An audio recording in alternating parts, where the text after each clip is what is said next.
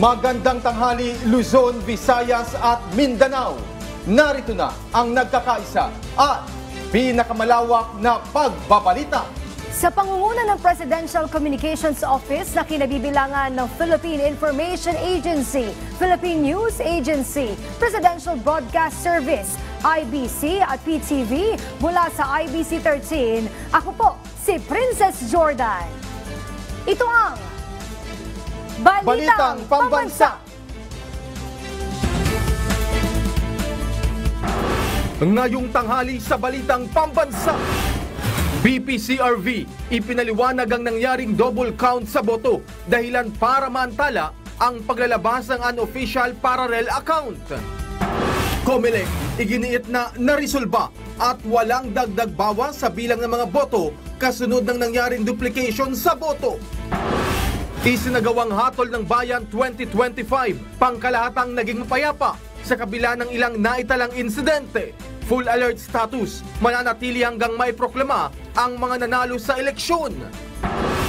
Bulkang Kanlaon, muling pumutok kaninang madaling araw. Mga lokal na pamahalaan, agad na nagpaabot ng tulong sa mga residenteng apektado ng ashfall. Roll out ng 20 pesos na kada kilo ng bigas sa Piling Kadiwa site sa Metro Manila. Nagsimula na, mga mamimili maagang pumila para sa inaabangang murang bigas. At good news, Meralco, may bawas singil sa kuryente ngayong buwan.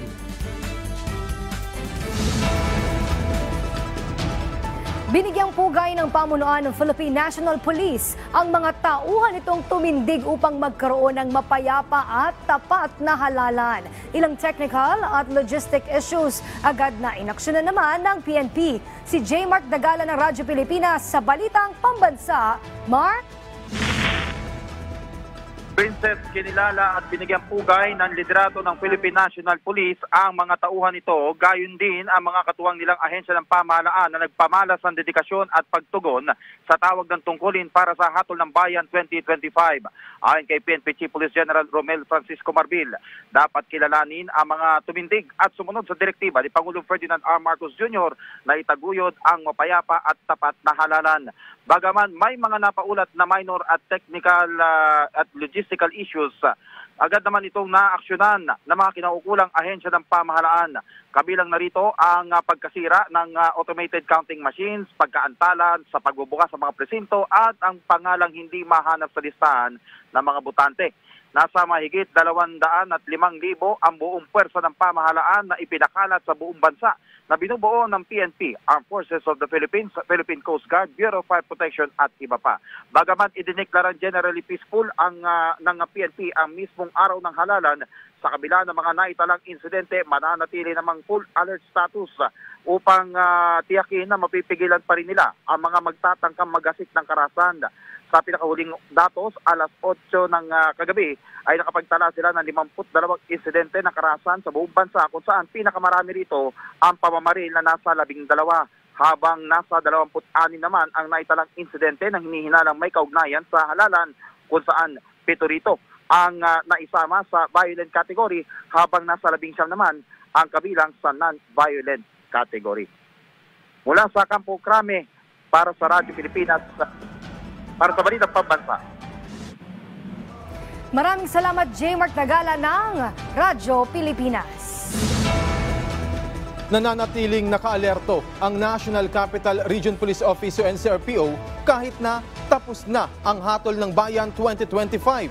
Sa programang Mike Abi Live, inihayag ni NCRPO spokesperson Police Major Hazel Asilo na patuloy silang magbabantay hanggat hindi na isusumite ang lahat ng election returns at hanggat hindi na idideklara ang lahat ng nanalo. Mahigpit din ang pagbabantay sa Manila Hotel kung saan isinasagawa ng COMELEC ang national canvassing at may nakaantabay rin silang mga tauhan sakaling may magtangkang manggulo. Ipinaalala pa ng NCRPO na bagamat natapos na ang liquor ban, tuloy pa rin ang gun ban hanggang June 11. Sa kabila nito, idineklarang generally peaceful ng NCRPO ang halalan sa Metro Manila. Negative incidents po ang naitala. Wala po tayo mga major incidents Kaya po ibig sabihin wala pong kaguluhan or banta sa seguridad sa buong Metro Manila nung naganap na halalan natin kahapon. Generally peaceful po ang halalan dito sa NCR. Matapos pansamantalang ipatigil, balik na ulit sa merkado o Kadiwa Center ang pagbebenta ng 20 pesos na bigas ng pamahalaan, kung saan tinatarget rin na palawigin pa ito sa mga sektor na pwedeng mapagbentahan ng murang bigas. Ang detalye sa Balitang Pambansa ni JM Pineda ng PTV. Maaga pa lang, marami na ang nakapila sa Kadiwa store na ito sa Mandaluyong Public Market. Isa kasi ito sa mga unang nagbenta ng 20 pesos kada kilo ng bigas sa National Capital Region. Sa ngayon, tanging mga vulnerable sector lamang ang mabebentahan nito o yung mga senior citizen, PWD, solo parent at mga miyembro ng 4-piece. Ayon sa Department of Agriculture, malaking bagay ang murang bigas para makatulong at makatipid ang mga Pinoy sa gitna ng matataas na bilihin. So we will be in 32 centers and markets this week. Ang usual naman po natin na base po sa run natin ng 29 P29, yun po yung naubos natin, nasa 30 bags of 50 kilos per week ang average. Sa outside Metro Manila ngayon, meron po tayo sa Bulacan, meron din po tayo sa Calapan. Tapos by this week po, meron din tayo sa Cavite, Laguna. So yun po yung target natin. Noong ibinenta sa publiko ang 29 pesos na kilo ng bigas, halos 30 hanggang 50 sako ang naideliver umano ng ahensya sa mga Kadiwa stores. Ibig sabihin daw nito, tinangkilik ito ng mga mamimili. Nauna na ngang inulinsad ang pagbebenta ng 20 pesos na bigas sa Visayas noong May 1. Pero pansamantala munang itinigil dahil nga sa inilabas na utos ng Commission on Election na ipagliban muna ang pagbebenta ng murang bigas dahil ikinukonsidera nga itong ayuda. Tumalima dito ang hensya para na rin daw maiwasan ang bahid ng politika sa naturang programa. Wala pa nga kalahating araw, ubos na agad ang 20 pesos na kilo ng bigas dito sa Kadiwa Store sa Mandaluyong Public Market. At ayon nga sa Department of Agriculture, hindi lang vulnerable sector ang kanilang target dahil gusto rin nilang palawigin ng programa sa mga low, mid-class o yung mga minimum wage earners na nahihirapan din sa taas ng mga bilihin. Sinagot rin ng ahensya ang mga taong pinupulaan ng kalidad ng murang bigas. Ito po ay local rice, meron po siyang 25% broken siya. Compared talaga sa mga imported na 5% premium. Iba po talaga yung quality niya. Pero definitely po, ito nga po yung sinasaing namin sa DA, no? Ito rin sa bahay namin. Maganda po siya maalsa. Yun nga lang po, makikita natin yung grain, hindi po ganun kabuo dahil nga po 25% broken ito. At yung kaputian niya, syempre yung ina-expect nating maputi na bigas, hindi po siya ganun kaputi. Pero definitely, masarap naman po siya at malambot, maalsa. Asahan rin daw sa mga susunod na linggo ay madadagdagan ng mga Kadiwa Store na magbebenta ng mga 20 pesos na kilo ng bigas. Kahit ang mga LGU ay nakatakda na rin daw na magbenta nito para mailapit pa sa mga Pilipino ang murang bigas. Mula sa PTV Manila, JM Pineda para sa Balitang Pambansa. Inaasahang magtatagal pa hanggang sa susunod na taon ang stocks o pondo ng pulang sibuyas. Lumabas sa tala ng Bureau of Plant Industry na kasalukuyang stock ng pulang bigas o sibuyas, imported man o lokal, ay nasa 112,948 metric tons itong unang linggo ng Mayo. Inaasahang tataas pa ang bilang sa 154,796 metric tons sa katapusan ng buwan. Ang kasalukuyang presyo ng pulang sibuyas sa Metro Manila ay nasa 120 pesos per kilo, habang ang puting sibuyas ay nasa 105 pesos per kilo.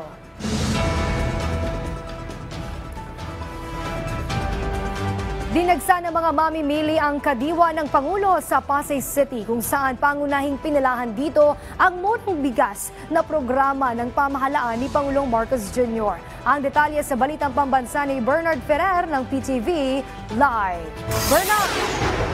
Princess, sama ka dyan, sinadya nga ng mga suking mamimili ng kadiwa ng Pangulo ang 20 pesos kada kilong bigas dito sa Pasay City Public Market. Malaking tipid ito sa kanilang budget at ang patitipid na pera ay maaari pa nilang gamitin sa iba pa nilang pang-araw-araw na gastusin. Maagang nagtungo si Baby sa Pasay City Public Market matapos babalitaan na maaari nang mabili ang bigas sa halagang 20 pesos kada kilo, isa sa mga programa ni Pangulong Ferdinand R. Marcos Jr. Ayon kay Baby, bumili siya ng 10 kilo ng bigas upang mapagsaluhan ng 10 miyembro ng kanyang pamilya. Tinatayang aabot ito ng halos 2 linggo, kaya naman makakatipid siya ng halos 1,000 piso. Naisipang bumili ng 20 pesos na bigas. Para yung sobra dun sa dating price, pwede pang pabiling ulam. Mas malaking tipid talaga. Umaasa si Baby na mas marami pang lugar sa bansa ang maaabot ng programang ito upang mas maraming Pilipino ang matulungan at mapagaan ang gastusin sa pang-araw-araw. Laking tulong, lalo sa ako, single parent. Bagay, wala na naman ako maliliit, kaya lang yung mga support sa mga kapatid, mga pamangkin, mga apo, malaking tulong. Tinatayang aabot sa 2 milyong individual o mahigit 400,000 na pamilya sa Metro Manila ang inaasang makikinabang sa 20 pesos kada kilong bigas ng pamahalaan. Kabilang sa mga lugar na unang pagbebentahan ng 20 pesos kada kilong bigas, ang Agri-Development Center sa DA Compound sa Quezon City, Kamuning Public Market sa Quezon City, Bagong Silang Phase 9 Public Market sa Caloocan City at Navotas Agora Complex sa Navotas City. Mabibili rin ang murang bigas sa Mandaluyong Public Market 1 at 2 sa Mandaluyong City at dito sa Pasay City Public Market sa Pasay City at New Las Piñas Market sa Las Piñas City. Palalawakin din ang programa sa 32 pang mga lugar sa buong bansa. Tiniyak ng DA na mga bigas ay dumaan sa mahigpit na quality control at direktang binili mula sa mga lokal na magsasaka upang mapanatili ang mataas sa kalidad nito at mas lalong mapalakas ang sektor ng agrikultura. Pinabulaanan din ng DA ang mga pangambang maapektuhan ang bentahan ng palay at kita ng rice retailers bunsod ng naturang programa. Princess, para sa mga nais bumili, ito yung mga 4Ps, senior citizen, single parent at PWDs. Maaari lang silang mag-present ng kanilang valid ID at lilimitahan ang pagbili ng murang bigas sa 10 kilos per day or 30 kilos per month. Para naman hindi agad maubos or mas marami din yung maabot ng nasabing programa. Princess? Maraming salamat Bernard Ferrer ng PTV. Tiniyak ng Commission on Elections o COMELEC na naresolba agad at walang dagdag bawas sa bilang ng mga boto kasunod yan ng nangyaring duplication ng mga boto kagabi. Nilinaw rin ng COMELEC na hindi sila ang may kasalanan sa nangyari. Si Luisa Irispe ng PTV sa Balitang Pambansa Live. Luisa. Alan, may ilang transparency server ang biglang nagbago ng kanilang tallied, partial and unofficial results kaninang madaling araw. Pero paliwanag ng Commission on Elections, walang dayaan at walang dagdag bawas na nangyari sa mga resulta ng boto. Ayon kay COMELEC Chairman George Erwin Garcia, kaya biglang nagbago ng bilang dahil tinawagan nila ang ilang naglalabas ng partial and unofficial results dahil may mali umano at hindi nalinis ang inilalabas nilang tali.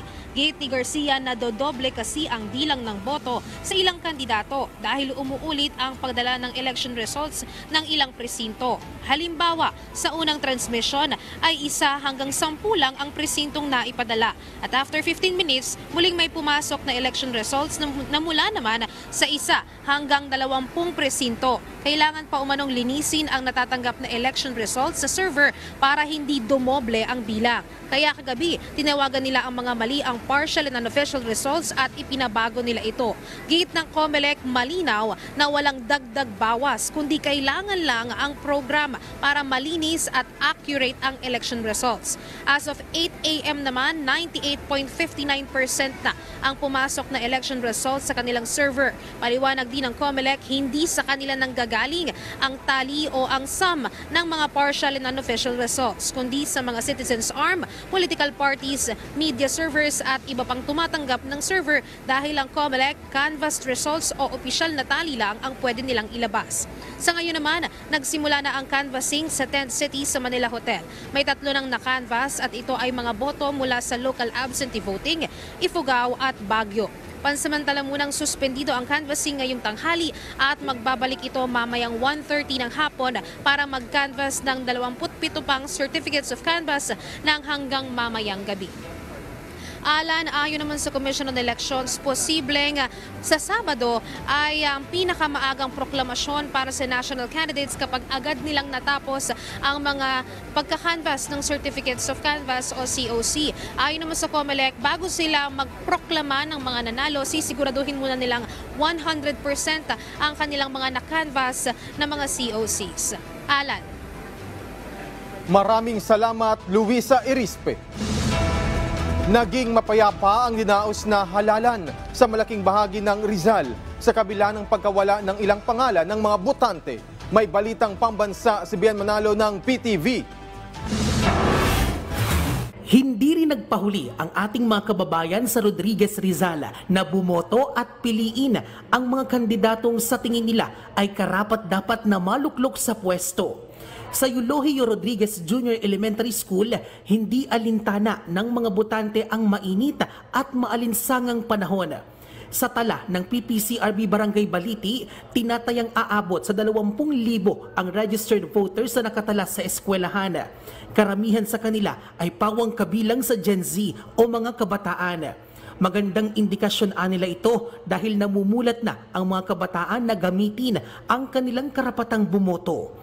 May 6 na clustered precincts na binuksan sa eskwelahan. Hamon naman para sa kanila ang pagkawala sa listahan ng pangalan ng ilang botante dahil deactivated na raw kasi ang voter status ng mga ito. Pero madami din ngayong no record found. Like sa mga chine-check namin ngayon, parang nasa 20% yung mga no record found. Ang instruction namin is go to COMELEC. Kailangan nila ipaglaban nyo kasi sayang yung boto talaga nila. Mahigpit din ang pagbabantay ng pulisya para matiyak ang seguridad at kaayusan sa lugar. Naglaan naman ng priority polling place ang pamunuan ng Burgos Elementary School para sa mga senior citizen, persons with disability at mga buntis. Nagtayo rin ng pamunuan ng mga lugar na pwedeng masilungan ng mga botante para maibsan ang matinding init ng panahon. May waiting area naman, pwede naman sila doon magpalamig. Sa voting center namin, may matabing waiting area. Ang Burgos Elementary School ang isa sa may pinakamalaking populasyon ng mga botante sa Montalban na may halos 30,000 botante. Mayroon silang 28 clustered precinct. May ilan ding senior citizen ang naiulat na nahimatay at tumaas ang presyon dahil na rin sa mataas na temperatura. Marami namang botante sa Kasiglahan National High School at Kasiglahan Elementary School ang humabol at matyagang pumila ilang oras bago magsimula ang bilangan. Aabot sa halos 30,000 na mga botante ang nakarehistro sa mga nabanggit na eskwelahan. Patuloy ding nakaantabay ang mga validator na umaagapay sa mga botanteng nahihirapang mahanap ang kanilang pangalan sa presintong kinabibilangan. Nariyan din ang Electoral Board Support Staff na umaalalay naman sa mga matatanda at PWD. Nag-deploy naman ng Health Emergency Response Teams ang Department of Health sa ilang pangunahing kalsada para tumugon sa anumang road emergencies. Kabilang na ang North at South Luzon Expressway. Ayon sa health emergency responders, karamihan sa mga kaso na kanilang naitatala ay mga senior citizen na tumaas ang presyon dahil na rin sa init ng panahon. Dapat po laging may dalang tubig para ma-hydrate po sila. Dapat complete yung gears nila, laging mag-helmet, tapos siguraduhin na yung makina nila maayos at working. Bukod sa mga pangunahing kalsada, naglagay din ng health post ang DOH sa mga voting center. Matatanda ang itinaas ng kagawaran sa Code White Alert ang mga ospital simula kahapon May 11 na tatagal hanggang sa May 14. Mula sa PTV, Bian Manalo para sa Hatol ng Bayan 2025. Sinaluduhan ng Department of Education ang mga guro, gayon din ang kawani ng mga paaralan na buong tapang at dedikasyon na tumugon sa hamon para sa Hatol ng Bayan 2025. Ayon kay Education Secretary Sonny Angara, nagpapasalamat siya sa mga support personnel na walang tigil sa pag-alalay sa mga guro at iba pang opisyal ng pamahalaan o paaralan para masigurong malinis, maayos at mapayapa ang eleksyon sa kabila ng ilang naitalang insidente. Sa pinakahuling datos ng DepEd, umakyat sa 346 ang mga naitala nilang insidente sa DepEd Election Task Force Command Center mula sa iba't ibang rehiyon sa pagsasara ng mga presinto. Humanga ang mga dayuhang ambasador sa katatapos lamang na Hatol ng Bayan 2025 bilang mga observer. Ayon kay US Ambassador Mary Kay Carlson, nakahanga ang sipag ng mga election official, mga volunteer at mga botante sa paglahok sa halalan. Sinabi naman ni Canadian Ambassador David Hartman na ang paglahok ng mga Pilipino sa halalan ay patunay na umiiral ang demokrasya sa bansa. Humanga rin si United Kingdom Ambassador Lur Beofil sa nangyaring eleksyon sa Pilipinas. Natuwa rin sa Australian Ambassador Hey Kyung-yu sa naobserbahan niyang halalan. Ang COMELEC ay naglagay ng 10 embassy teams sa 10 lungsod sa buong bansa upang tumulong sa pag-monitor sa katatapos lamang na botohan. Samantala, habang tulog ang karamihang taga Negros Island, nagising sila sa dumadagundong na ugong mula sa Bulkang Kanlaon. Yun pala, muli na naman itong pumutok kaninang madaling araw. Si Rod Lagusad ng PTV sa Balitang Pambansa. Muli na naman pumutok ang Kanlaon Volcano kaninang madaling araw. Ayon sa PHIVOLCS, senyales ito na posible pa rin ang pagkakaroon ng hazardous eruption lalo't nananatili sa alert level 3 ang bulkan. Paliwanag ni PHIVOLCS Director Teresito Bacolcol, may tuturing na moderate explosive eruption ang pagputok ng bulkan. Anya, tumagal ito ng nasa 5 minuto at naglabas ng makapal na plume na may taas na 4.5 kilometers. When we say moderate explosive eruption, this means na mas malakas ito kaysa, of course, may hinang pagsabog. Pero this is not the worst case scenario. But it can still produce hazards like ashfall, volcanic gas, and pyroclastic density currents na nakita natin. And ito ay pwede pa rin magdulot ng significant impacts, especially near the crater. Kasabay nito, narinig din ang malakas na ugong sa bahagi ng Canlaon City. May pyroclastic density currents din, or PDC, na bumababa sa southern slopes ng bulkan, and may naitapong malalaking bato and nasunog yung vegetation sa paligid ng bunganga. Kaya yung nakikita nyo kanina na yung may mga videos na nagkaroon ng illumination, nasunog yung vegetation sa paligid ng bulkan. Ang PDC ay ang pinaghalo-halong volcanic materials, volcanic gases na nagkascade o bumaba sa dalisdis ng bulkan. Ito ay delikado dahil masusunog ang lahat ng dadaanan nito. Bago ang naging pagsabog, napansin nila ang pagbaba ng sulfur dioxide level. Ayon kay Bacolcol, nabarahan ng conduit o daluyan ng bulkan. Dahil dito, nagkaroon ng overpressurization na siyang nagdulot ng pagsabog ng bulkan. Nakaranas ng ashfall ang bahagi ng La Carlota City, Bago City at La Castellana. Kaya patuloy ang paalala ng PHIVOLCS sa publiko na maging mapagmatsyag. Payo ng otoridad sa mga residente, lalo na mga malalapit sa bulkan, na agad lumikas kung kinakailangan. Pinagsusuot din ang publiko ng face mask bilang pag-ingat. Samantala, naka-high alert ng Field Office 6 ng DSWD at masusi nilang minomonitor ang mga evacuation center para magbigay ng mga pangangailangan ng mga apektadong residente. Mula sa PTV Manila, Rod Lagusad, Balitang Pambansa.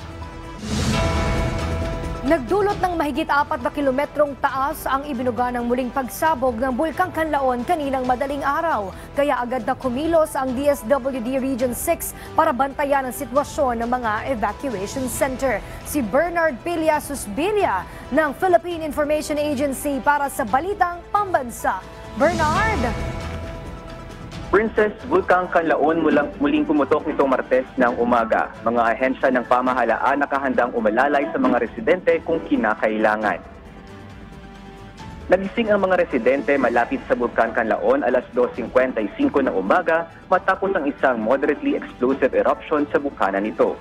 Ang pagsabog na nagtaga ng 5 minuto ayon sa Philippine Institute of Volcanology and Seismology of PHIVOLCS ay naguga ng abo na may taas na humigit kumulang 4.5 kilometers bago tinangay ng hangin sa Timog Kanluran. Nakapagtala rin ng PHIVOLTS ng Pyroclastic Density Current o PDC na tila nagbabaga dahil sa napakainit nitong temperatura. Ang PDC ay agad dumausdo sa timog na bahagi ng bulkan na umabot ng 2 kilometro. Ayon naman sa Office of Civil Defense, may nai-report na ashfall sa ilang mga barangay ng Bago City, La Carlota City, La Castellana at iba pang karatig bayan at syudad. Ang Department of Social Welfare and Development o DSWD Regional Office 6 naman ay mahigpit na binabantayan ang sitwasyon, lalo na ang mga evacuation center. May mahigit 81,000 family food packs o FFPs ang DSWD na naka-standby sa Bacolod Warehouse at ilan pang mga lokasyon sa probinsya na nakahandang i-deploy kung kinakailangan ng mga lokal na pamahalaan. Sinisiguro ng DSWD na may sapat silang relief supplies at nakaplano na ang mga mekanismo kung sakaling lumala pa ang sitwasyon. Samantala, mula sa pagbabantay ng eleksyon 2025, nakatuon na rin ngayon ang atensyon ng Police Regional Office, Negros Island Region sa disaster response. Sa isang press statement, sinabi ni PRO-NIR Regional Director Arnold Tomatibay na ang kapulisan sa bawat bayan o syudad ay mahigpit na nakikipagtulungan sa Local Disaster Risk Reduction and Management Councils o LDRRMCs para magbigay suporta sa evacuation, relief at security operations kung kinakailangan. Ayon sa PHIVOLTS, nanatili pa rin sa Alert Level 3 ang Bulkang Kanlaon, indikasyon ng mataas na aktibidad. Kaya naman patuloy nilang nire-rekomenda ang pag-iwas ng mamamayan sa loob ng 6-kilometer extended danger zone. Mula sa Philippine Information Agency Negros Occidental, Bernard Villas Esbilia, Balitang Pabansa. Maraming salamat Bernard Villas Esbilia ng PIA. Matapos ang magkakasunod na taas-singil ng Meralco sa nakalipas na 3 buwan, inanunsyo po ng Naturang Electric Company ang bawas singil ngayong buwan ng Mayo. Nasa 75 centavos ang menos kada kilowatt hour. Kaya mula higit 13 pesos per kilowatt hour nakaraang buwan ng Abril, bababa na ito sa 12 pesos at 26 centavos ngayong Mayo ng taong ito. Ibig sabihin, nakakamenos po ng 150 hanggang 375 pesos ang mga consumer na gumagamit ng 200 hanggang 500 kilowatts. Ang bawas singil ay dahil sa mas mababang generation at transmission charges.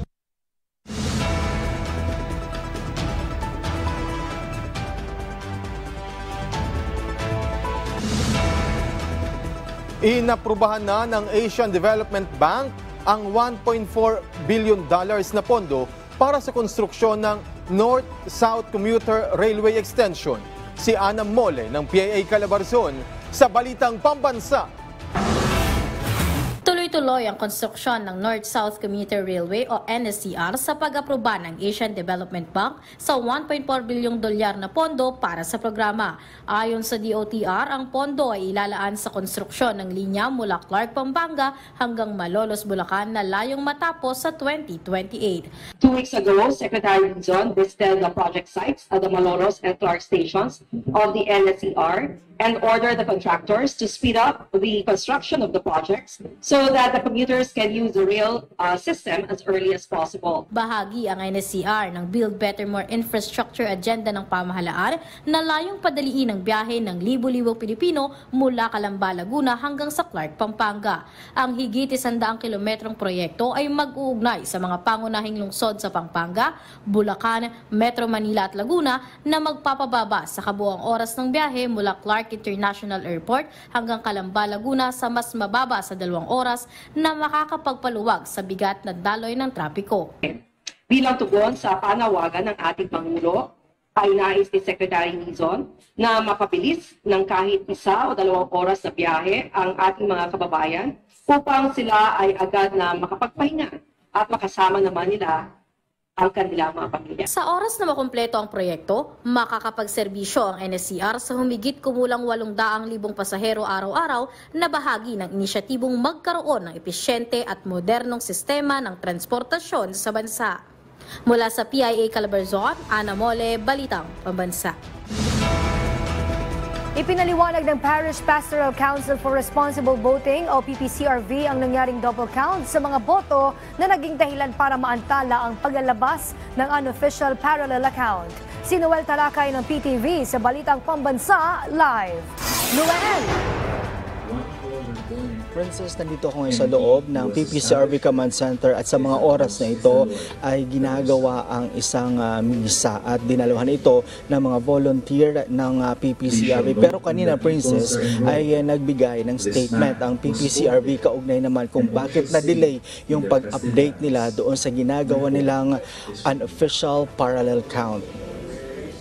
Posibleng nagkaroon ng double count or duplicate count kaya nagkaroon ng pagbabago sa bilang ng mga boto mula sa COMELEC server. Ito ang paliwanag ng Paris Pastoral Council for Responsible Voting o PPCRV ni IT Director na si William Yu. Anya, maaring may duplication sa pag-transmit ng mga data tulad ng cluster percent, contest code at candidate name. Kaya bago mag-alas 2 kanina na madaling araw, ang bilang ng boto ng kandidato sa pagkasenador at party list ayon sa PPCRV noong 12 a.m. nasa 2.26.2 million ang boto ni Bongo. Pero nagbago ito pagdating ng alas 2 at bumaba ito ng 21.6 million votes. Pero gate niyo, hindi naman ito nangahulugan na may dayaan na nangyari sa Hatol ng Bayan 2025. Received, right? So electronic returns received, they get processed and they get converted into a format that we can process. So that conversion is the one that A, takes time, kaya hindi natin nakukuha lahat, and B, there were duplicates at least in the pre-2 a.m. versions that we got. Princess, ayon naman, iginiit naman ng PPCRB na posibleng magkaroon ng duplication doon sa pag-transmit. Tulad na lang, for example, pag nag-send ka ng text message na akala mo nag-fail pero na-send pala, tapos i-resend mo ulit. Posible ganon ang nangyari, pero hindi daw ito intentional. Princess? Maraming salamat, Noel Talakay ng PTV. At dyan po nagtatapos ang 30 minutong ulat sa bawat sulok ng bansa. Samahan nyo kaming muli mamayang alas 6 ng gabi para sa updated at pinalakas pang balitaan. Ako si Alan Francisco. Ito ang pinalawak na puwersa sa pangunguna ng Presidential Communications Office, kabilang ang Philippine Information Agency, Philippine News Agency, Presidential Broadcast Service, IBC at PTV. Mula sa IBC 13, ako naman po si Princess Jordan. Hatid sa inyo ang komprehensibong paghimay sa mahalagang usapin dito lang sa Balitang Pambansa.